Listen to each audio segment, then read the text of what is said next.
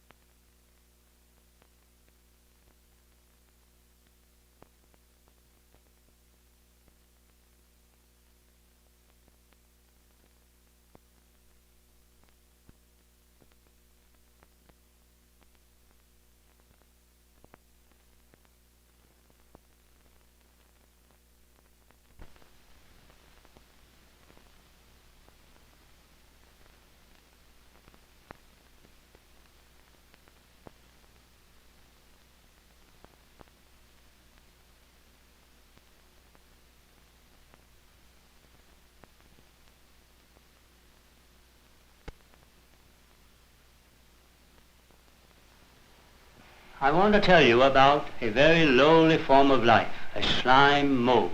It is the present-day counterpart of the primordial ooze that appeared on Earth many, many eons ago.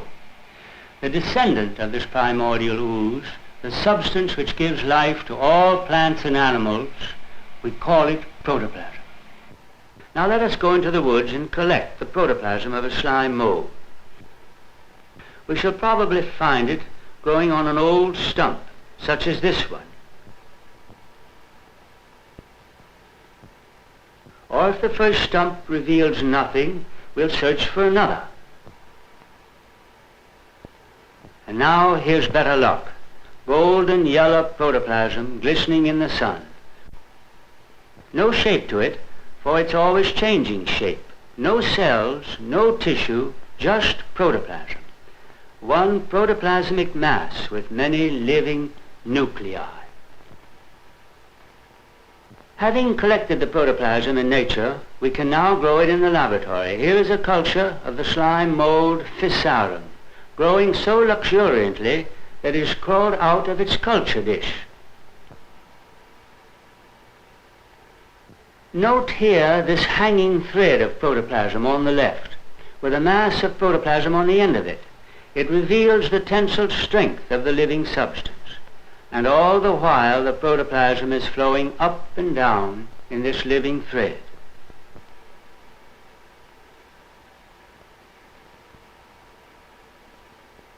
Here we have a closer view of the culture. In the center is an island on which the food is placed. Slime molds are very fond of oatmeal. And surrounding the island is a moat of water. And here a still nearer view of a small part of the whole, such as we would see if we used a hand lens. Remember, this is not tissue, not an aggregation of cells, but just protoplasm. And through it all there is constant streaming. And now the protoplasm is seen through the microscope. The movement never ceases as long as there is life, except during hibernation in wintertime.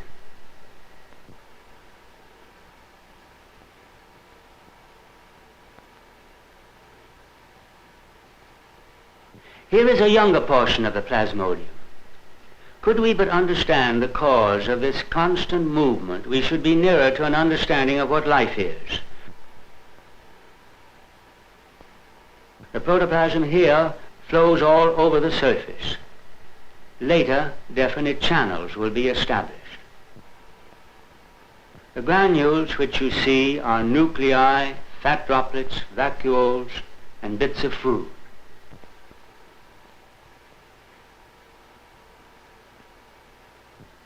Here the plasmodium assumes its mature form, but even now the arteries are transitory, and soon the whole picture will change. Note particularly the reversal in direction of flow, with a rhythmic period of 50 seconds.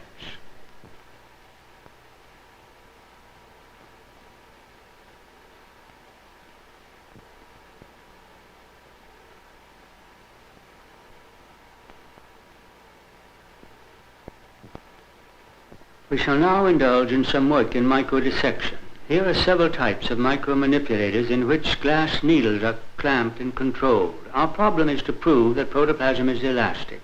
We prove it by tearing protoplasm with needles, just as a surgeon dissects the human body.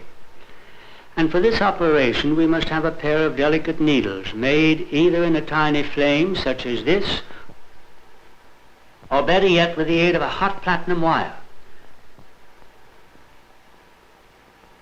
And now let us compare this microdissection needle with a good new sewing needle.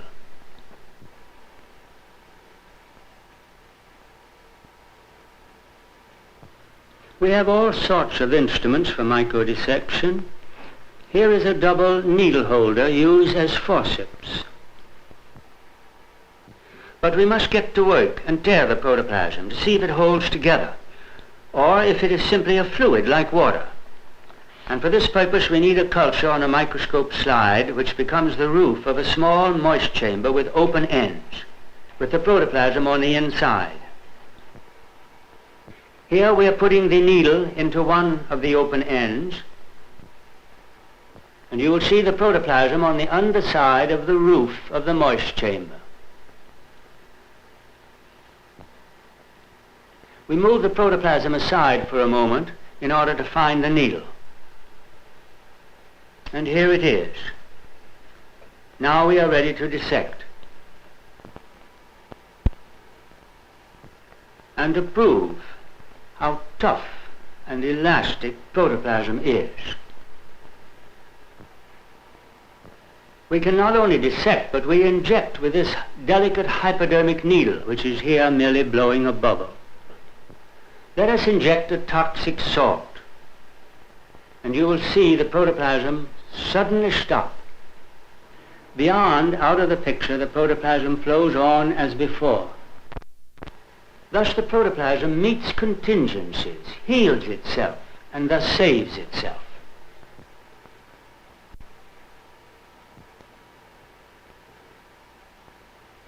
We turn now to a typical medical problem, anesthesia. When the normal protoplasm is treated with carbon dioxide, it slowly goes to sleep.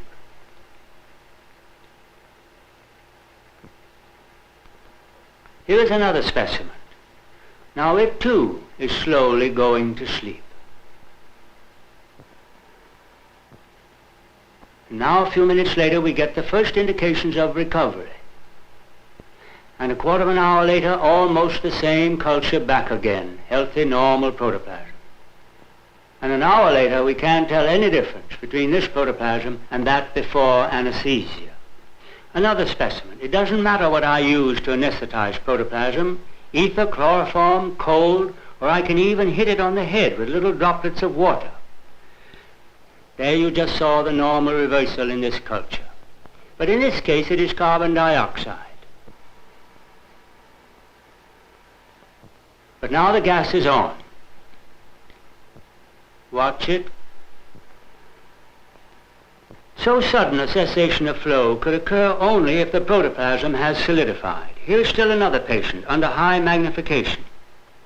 We made a discovery that the rhythmic forces in protoplasm are even more basic than the flow.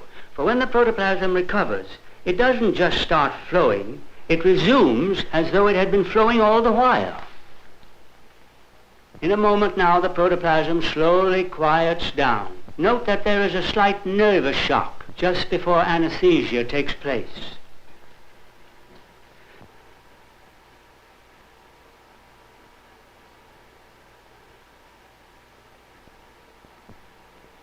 Let me illustrate what I just said, that when the protoplasm recovers, it will be on the same curve. The rhythm has continued underneath, so to speak, even though the protoplasm has been asleep. There is still something going on. We must be very close indeed to the question, what is life?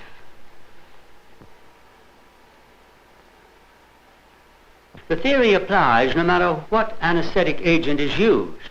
With the dentist's laughing gas, nitrous oxide, we also get a quick stop. And in time, full recovery.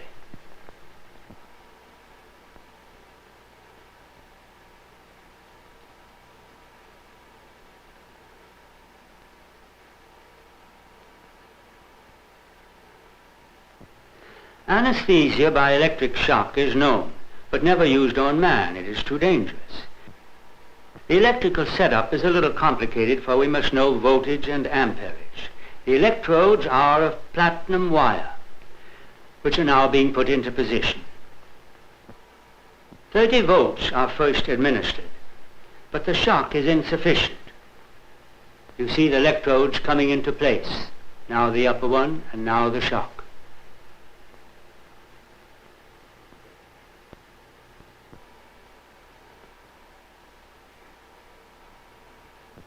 "60 volts produce complete anesthesia with little injury. You will note that there's no streaming anywhere now on the picture. But there's no permanent damage. You get full recovery a few moments later.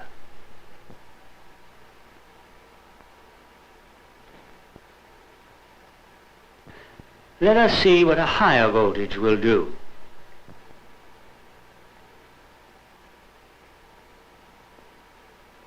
This isn't anesthesia, it's electrocution.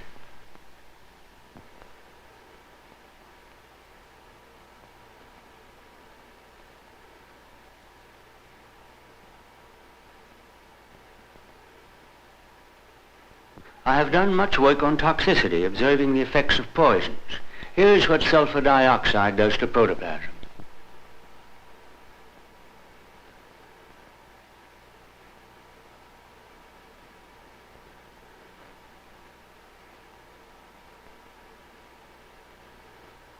If anesthetic agents gelatinize protoplasm, stimulants should have the opposite effect, and so it proved. They liquefy protoplasm. The protoplasm here is literally pouring out into the surrounding medium, going into solution. All continuity in structure is lost, and of course that means death.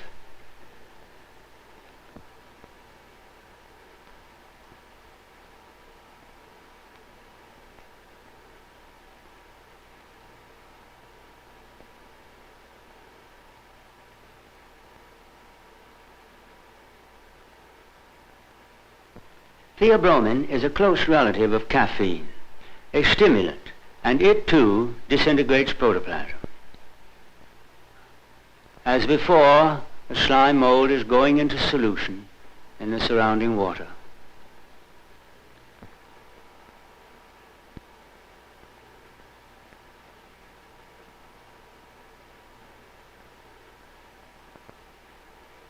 So you have two pictures. On the one hand, anesthesia and solidification. On the other hand, stimulation and liquefaction. As this curve depicts, normal protoplasm lies between the liquid and solid states. The solidification in anesthesia is not coagulation, for that would mean death. You cannot unclot blood, or as the chemists say, you can't unboil an egg. Anesthetized protoplasm gelatinizes and becomes quite firm. If the gelation goes too far, death by coagulation results. At the one end of the curve, we have liquefaction, and at the other end of the curve, solidification, which in both cases can result in death. In order to test the theory, I tried heroin, and this was a surprise. I'd always thought morphine and heroin to be depressants, and so I expected the protoplasm to gelate, to become firm. And when we saw this, we thought our theory would fall, until we got hold of Goodman and Gilman and read some 5 pages telling us that the opium derivatives are stimulants, not depressants. So the reaction which you see here upheld my theory after all.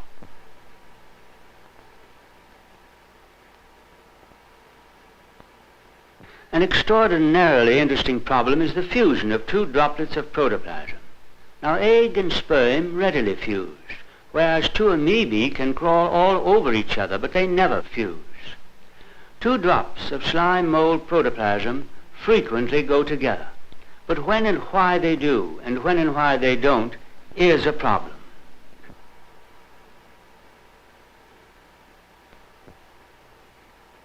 Sometimes they go for each other in a big way, as you see here.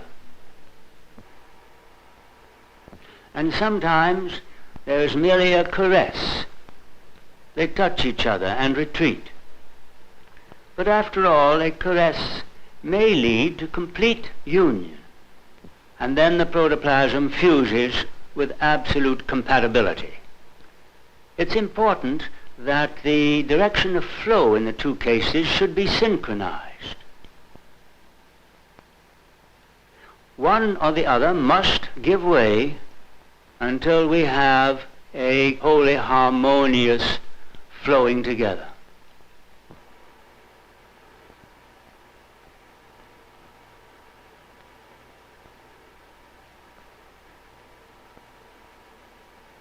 Frequently, 2 plasmodia will gaze at each other literally for hours on end, as those 2 did, and then finally cross at one point.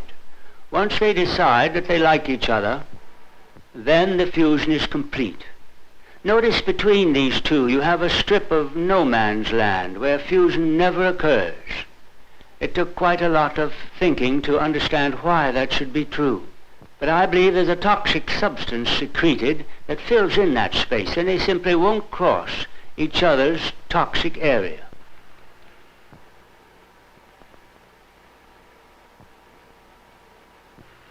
We come now to one of the greatest problems in biology.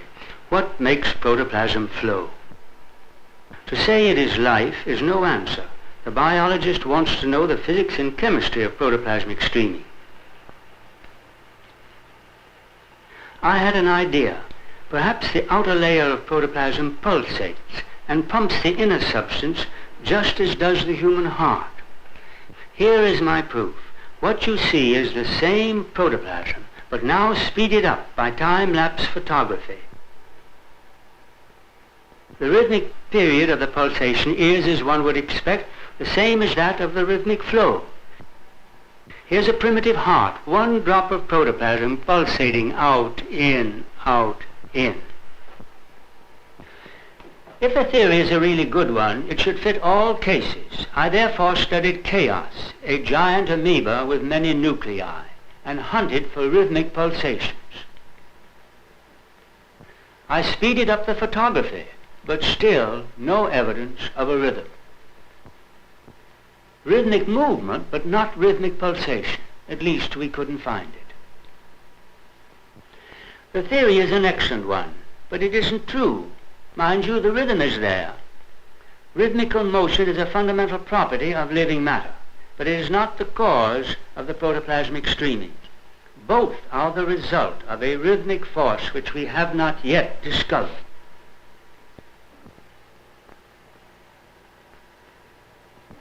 Then along came Camilla, and he said to me, let's measure the horsepower of this living machine. I'll do it by applying pressure or suction, just as one brakes an engine. He built a double-chambered box and put on each side of the central wall droplets of protoplasm connected by a fine living thread. When the flow of protoplasm was in one direction, Camilla applied pressure and held it quiet. When the flow was in the opposite direction, suction was applied to stop it. The pressure applied is a measure of the vital force. Here he's holding the protoplasm quiet. And then he records the force necessary to do this. And here he lets it go. And here we have the normal reversal, showing that there's been no injury caused by the experiment. Now he holds it quiet again, and each time records the pressure or the suction necessary to hold it quiet. From these measurements, Camilla drew curves which depict the rhythmic flow of protoplasm. These curves, such as this one, Dr. Camilla analyzed as a physicist would a curve in harmonics. I felt that biology had at last become an exact science. Note in this curve the little irregularities at the top to the right. Note that they always recur.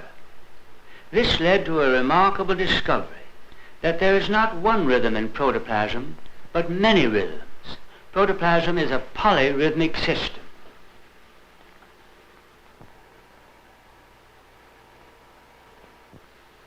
Later in Japan, Dr. Camilla measured the electrical force or potential of flowing protoplasm and found the same rhythm there as he had found when he measured pressure.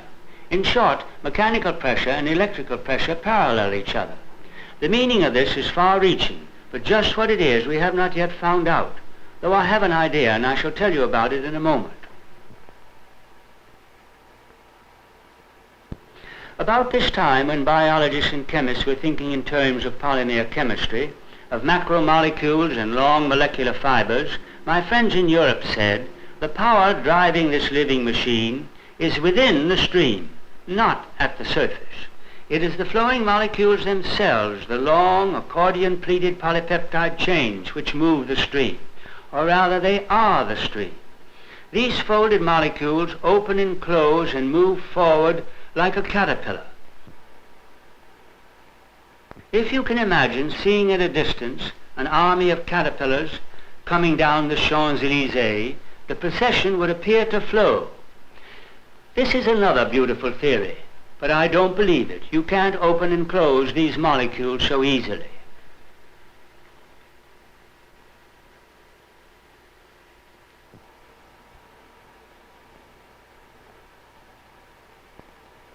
I want to show you now the nervous activity which muscle fibers display, first shown to me by my colleague Dr. Cookson. Notice the rhythmic procession of waves, which represent impulses radiating from nervous centers. These I like to call excitation foci.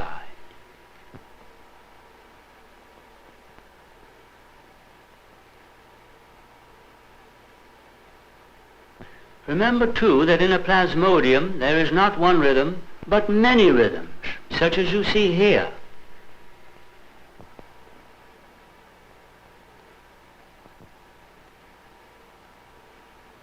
I concluded that all forms of motion in protoplasm are the result of nervous impulses emanating from excitation foci. These rhythmic waves in muscle fibers are basically the same as those you saw in the protoplasm of a primitive slime mold. Synchronized with these visible waves are electrical impulses, which can be measured and recorded. Electrical impulses, therefore, are responsible for protoplasmic movement, for the contraction of muscle, and the transmission of messages along nerve fibers. This is my theory, and this is as near as we have gotten to a physical interpretation of life forces.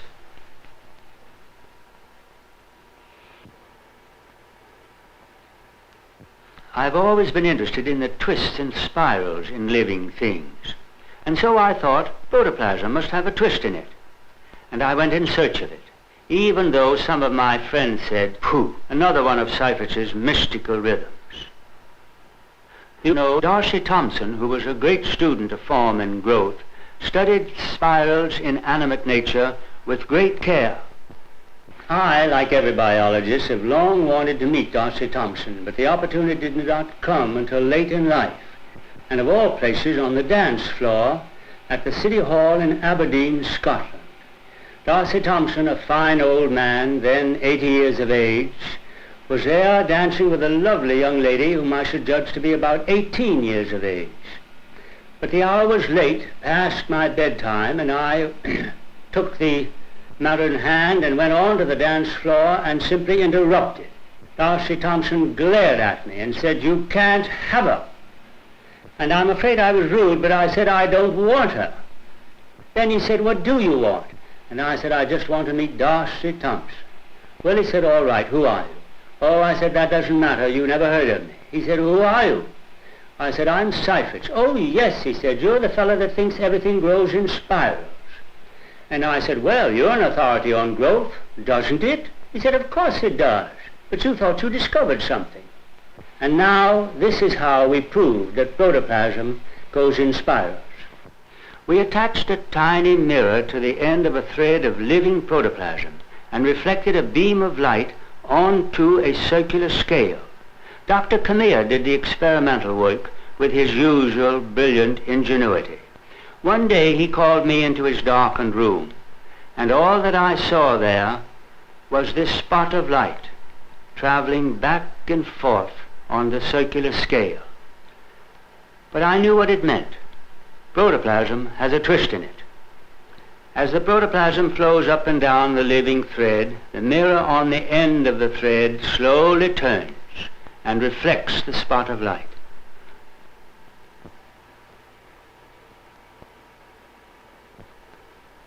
And so we show that all life has a twist in it.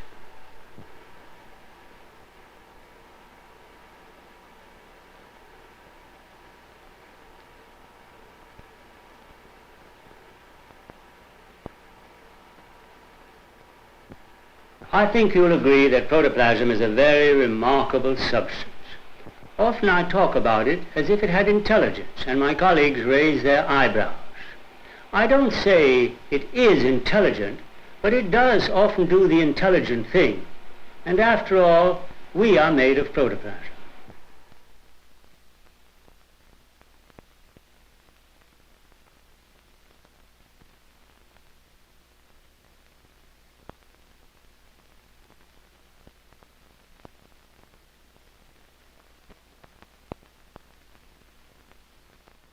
For information on our more extended trainings, which offer continuing education credits for providers of all kinds, email us at practices@flowismedicine.com and be sure to follow us on social media.